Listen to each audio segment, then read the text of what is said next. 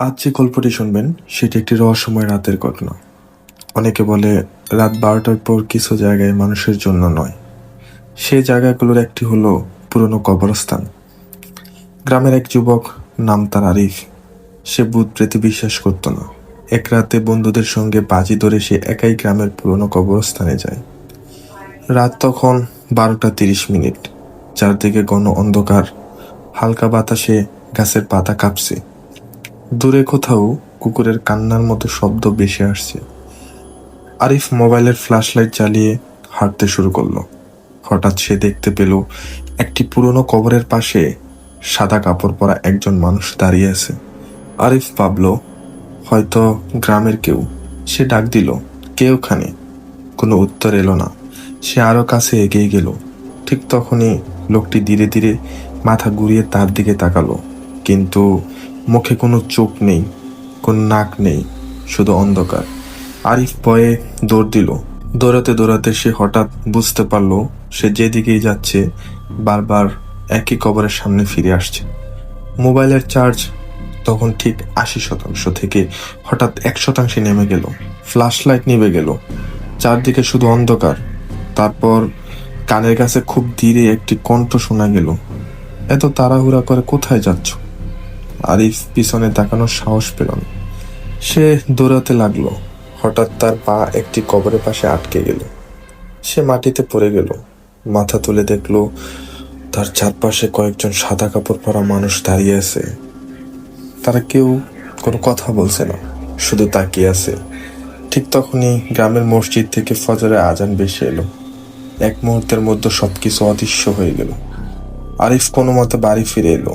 পরের দিন সকালে সে আবার সেই কবরস্থানে গেল। সে যে কবরের পাশে পড়েছিল সে কবরে পাথরে লেখা ছিল আরিফ, কিন্তু তার জন্মসাল ঠিক থাকলেও মৃত্যুর তারিখ লেখা ছিল আগামীকাল। সেদিনের পর থেকে গ্রামের মানুষ বলে রাতে 12টার পরে ওই কবরস্থানে আরিফকে আর কখনো দেখা যায়নি।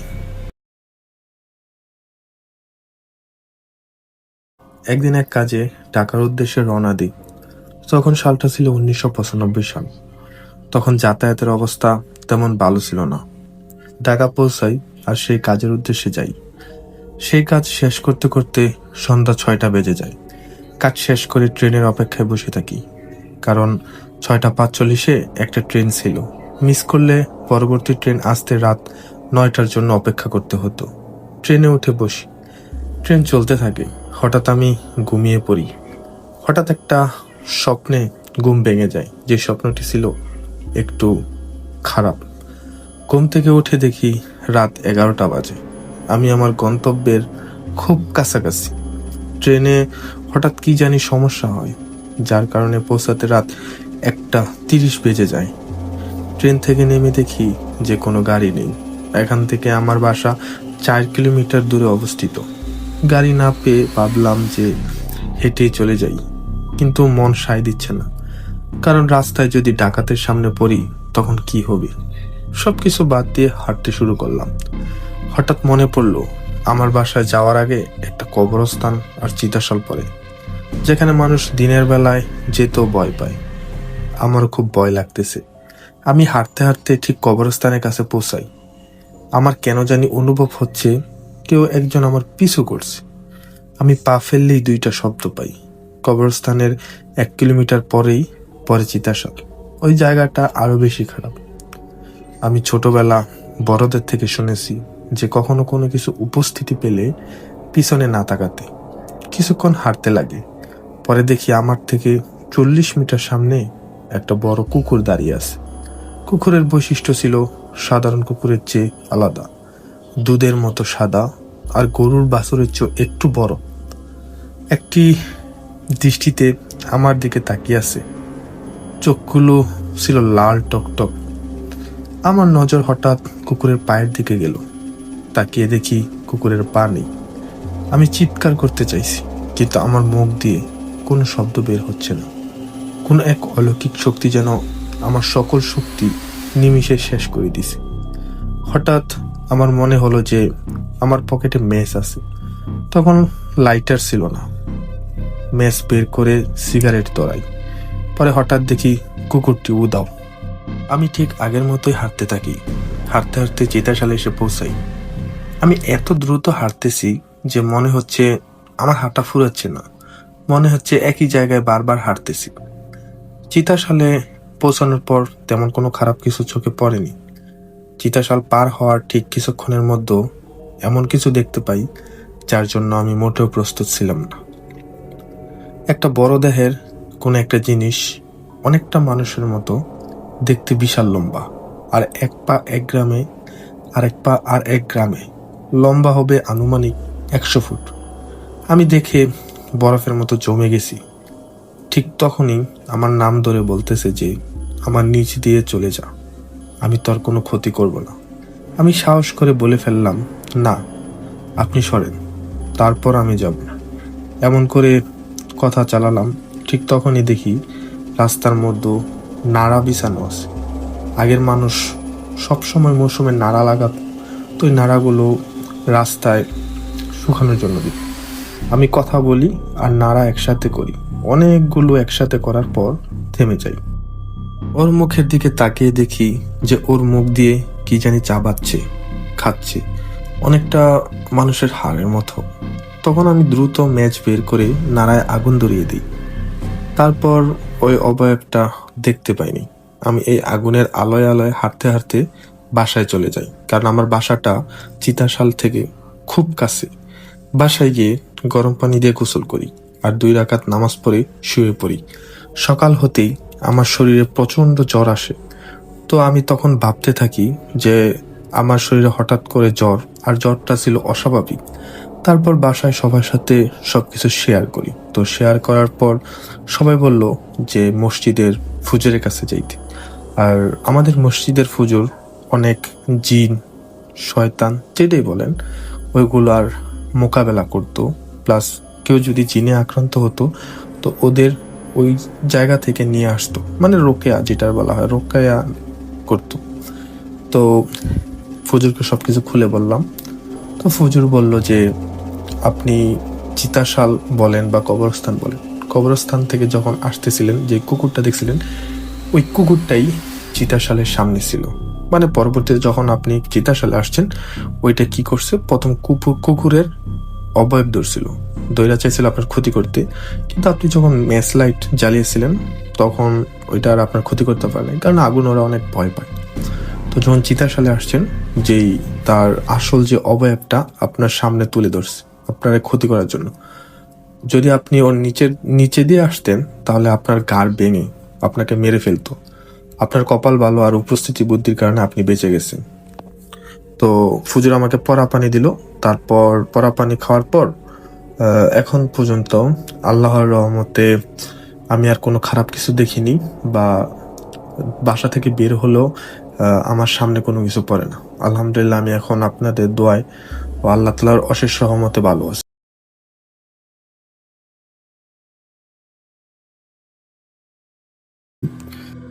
আমি যে ঘটনাটি বলতেছি ওইটা হচ্ছে বরিশাল বিভাগের।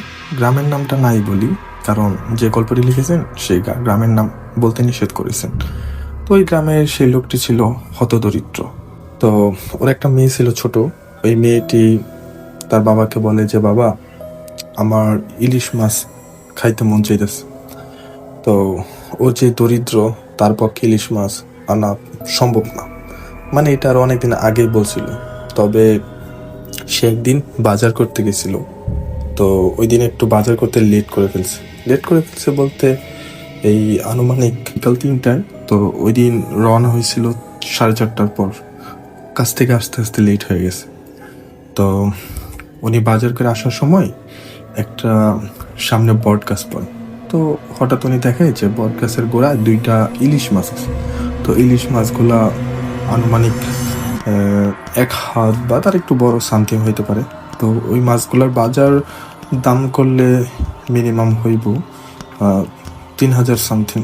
তো লোকটা ভাবতেছে যে আমার মেয়ে তো বলছিল যে ইলিশ খাবে, কিন্তু আমার তো তেমন সামর্থ্য নেই, তো ইলিশটা যেহেতু পেয়েছি নিয়েই যাই।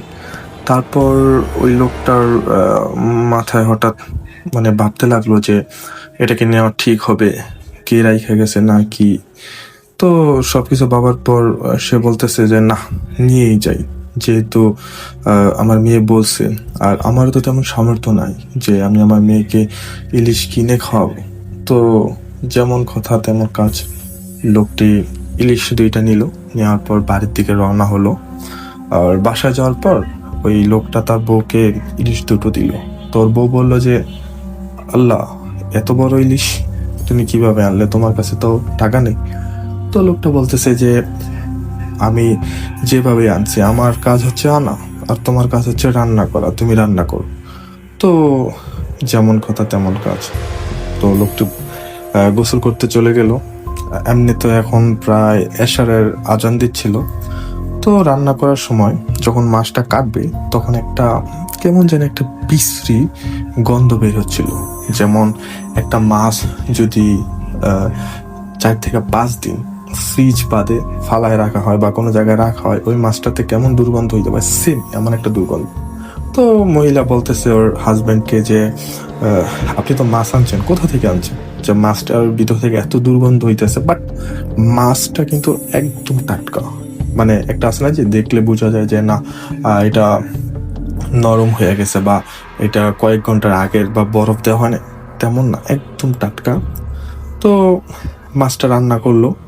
তো রান্না করার পর ওরা খাওয়া দাওয়া করলো। খাওয়া দাওয়া শেষ কইরা ওরা ঘুমাইতে গেল।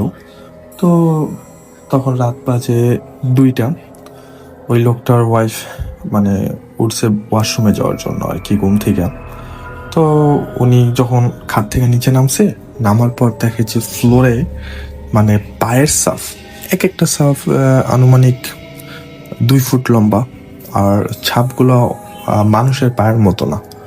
তো ও ভাবতেছে যে হয়তো ঘুম থেকে উঠছি, ঘুমের ঘরে তো মানুষ অনেক কিছুই দেখে বা মাথা কাজ করে না। তো এটা ভাইবা কি করলো, বাহিরে গেল। বাহিরে যাওয়ার পর ওর মনে হইতেছে যে ওর পিছে পিছে কেউ একজন আসতেছে, বাট ওর নিজে ভাবতেছে যে হয়তো মনের ভুল। তো কি করলো, ওয়াশরুমে গেল। ওয়াশরুমে যাওয়ার পর ও বসার পর পিছন থেকে হঠাৎ করে ওর হাজবেন্ডের বয়েজে একজন বলল, কিরে, ইলিশ মাছ খাবি না? তখন মহিলাটা ভাবতেছে যে হয়তো ওনার হাজবেন্ড বাইরে আসছে ওয়াশরুমে আসার জন্য, হয়তো মজা করতেছে, কারণ হাজবেন্ড ওয়াইফের ভিতরে তেমন মজা হয়। তো উনি কি করলো, ওয়াশরুম শেষ হওয়ার পর বের হওয়ার পর যে দেখে কেউ নাই, তখন ওনার ভিতরে মনের ভিতরে একটা চিন্তা হইলো যে তাহলে আমার ঢাক দিল কি। তো পরে একটু সামনে আগানোর পর উঠানের মাঝখানে দেখে যে একটা লোক বললে ভুল হইব, মিনিমাম 7 ফুট লম্বা, বাট পা নাই, কিন্তু পুরো শরীরে মাছের আইস, মানে ইলিশ মাছের যে আইস আছে ওই আইসের মতো দেখতে, একদম পুরা শরীর ভরা, আর চোখগুলো লাল। তো ওইটা দেখে কি করলো, ওনার ওয়াইফ মানে জোরে চিৎকার করে অজ্ঞান হয়ে গেল। তো ওই লোকটার ওয়াইফের যখন জ্ঞান ফিরে, তখন দেখতে পায় যে ও বিছানায় শুয়ে রয়েছে।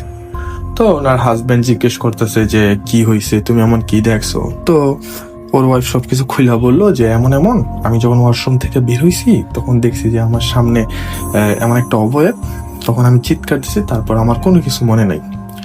তো ওর ওয়াইফ বলতেছে, আচ্ছা, তুমি গতকালের মাছটা কোন জায়গা থেকে আনছো, বা এমন কোনো কিছু করছো কিনা? মানে ওর ওয়াইফের একটা সন্দেহ হইতেছে, কিন্তু ওই রিক্সা চালক যে লোকটা, ও কিছুই বলতেছে না, ও চুপ হয়ে রয়েছে। মানে ওর ভিতরে একটা ভয় কাজ করতেছে যে আমি এটা কি শুনলাম। তো ওর যে ছোট মেয়েটা আছে, যে মেয়ের জন্য ইলিশ আনছিল, ওই মেয়েটা কি করছে যে ঘরের একটা কর্নারে চুপচাপ বসে রয়েছে। তো ওই রিক্সাওয়ালাটা বলতেছে যে মনে মনে যে আমার মেয়েটা তো এইভাবে বসে থাকে না, কেন বসে রইল এইভাবে? তখন ও ডাক দিল ওর মেয়েটাকে।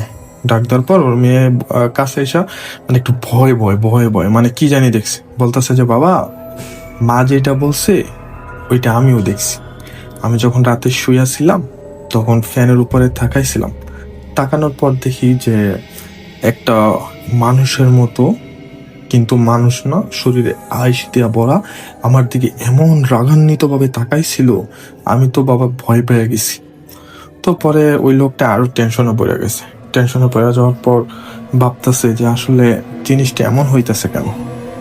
আমার সাথে এমন কি কারণে হইতেছে, মানে লোকটা বাইবা বুঝতে পারতেছে না যে সামান্য একটা ইলিশ আনছি, ওই ইলিশ থেকে কি এমন হইব। তখন ওই লোকটা কাজে চলে গেল।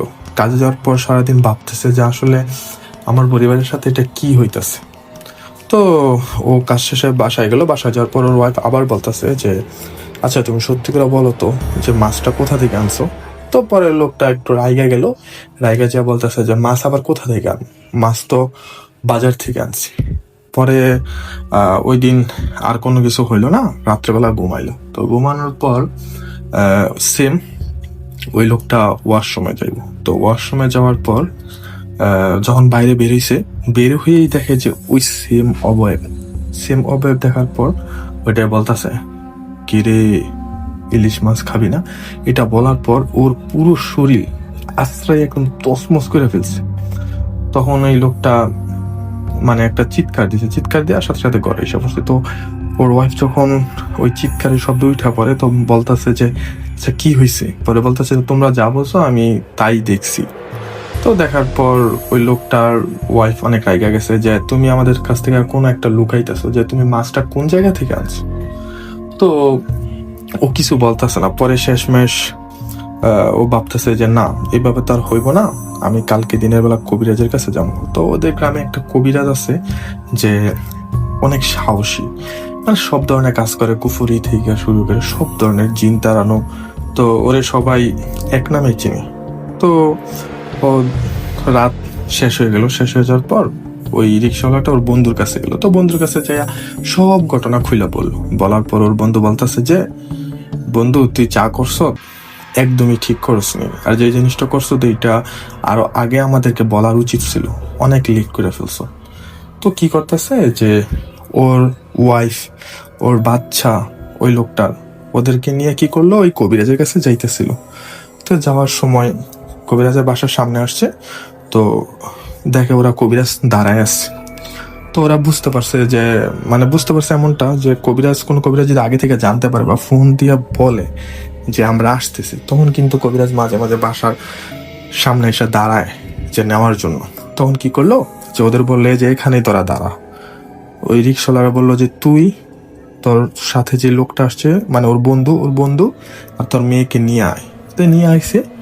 আসার পর ওদের ওই কবিরাজের যে বসার রুম আছে, যে জায়গায় কবিরাজ মানে চিকিৎসা করে, ওই জায়গায় নিয়ে গেছে।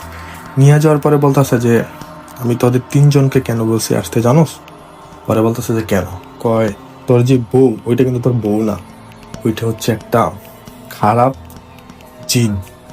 তো ওই লোকটা তো ভয় পেয়ে যাচ্ছে, না না না ওইটা আমার ওয়াইফই। কই বলতেছে যে হ্যাঁ তোর ওয়াইফ ঠিক আছে, কিন্তু তোর ওয়াইফের পুরো শরীরটা ওই জিনের বসে। কয় তোদের আমি এই কারণেই তিনজনকে আসতে বলছি যাতে আমরা যে চিকিৎসাগুলো করব ওইটা যাতে ও জানতে না পারে, কারণ